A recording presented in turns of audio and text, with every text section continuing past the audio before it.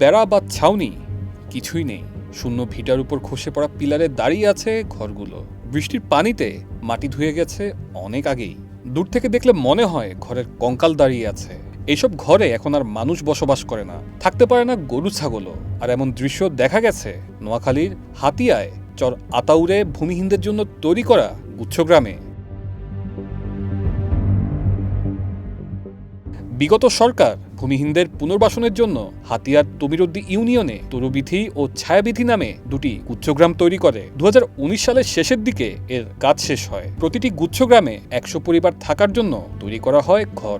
ঘরগুলোতে একটি শৌচাগার, একটি রান্নাঘর, দুটি থাকার ঘর সহ প্রতিটি পরিবারকে একটি করে ইউনিট দেয়া হয়। তবে 6 বছর যেতে না যেতেই এসব ঘর বসবাসের উপযোগিতা হারিয়েছে।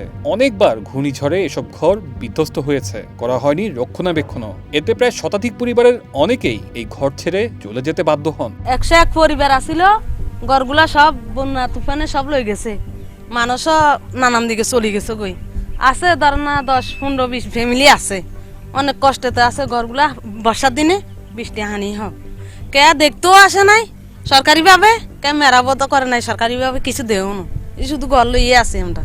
নদী ভাঙ্গনে ভিটেমাটি হারিয়ে অনেক অসহায় পরিবার এখানে বসবাস শুরু করেন। নিজেদের উপার্জন ও তেমন একটা সুযোগ সুবিধা না থাকলেও একটি ঠিকানা নিশ্চিত করার জন্য তারা এখানে বসবাস শুরু করেন। কিন্তু বিভিন্ন সময়ে প্রাকৃতিক বিপর্যয়ে কেউ তাদের খেয়াল রাখেনি। এসব ভূমিহীনদের একটাই চাওয়া, তাদের শেষ একমাত্র ঠিকানা বসবাসের এই ঘরগুলো যেন দ্রুত ব্যবহারের উপযোগী করে দেয়া হয়। আমাদের এখানে 101টা ঘর ছিল, কেউ আসাও না, কোনোদিন মালামতো করে না।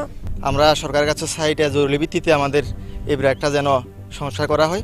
চর আতাউরের এসব অসহায় মানুষের কষ্টের কথা শুনে তাদের পাশে দাঁড়ানোর কথা বলেছেন উপজেলা নির্বাহী কর্মকর্তা। তিনি বলছেন প্রয়োজনে মেরামতের ব্যবস্থা নেওয়া হবে। ধন্যবাদ। যেসব পরিবার ওখানে বসবাস করে আমরা সরকারিভাবে প্রাপ্ত যে টিনের বরাদ্দ থাকে বা অন্যান্য বরাদ্দ থাকে, আমরা চেষ্টা করবো সেসব বরাদ্দ থেকে তাদেরকে কিছু সহায়তা করার। এছাড়া সরকার যদি সদয় হয়ে কোনো ধরনের কোনো বরাদ্দ যদি দেন, যেমন আমরা জানি যে আশ্রয়নের যে ঘরগুলো হয়েছিল সেগুলোর জন্য সরকার চিন্তা করেছিল মেরামত বাবদ আবারও বরাদ্দ দিবেন, তো সেই ধরনের বরাদ্দ প্রাপ্তি সাপেক্ষে আমরা ব্যবস্থা গ্রহণ করব। তানজিলুর রহমান তুষার, বৈশাখী সংবাদ।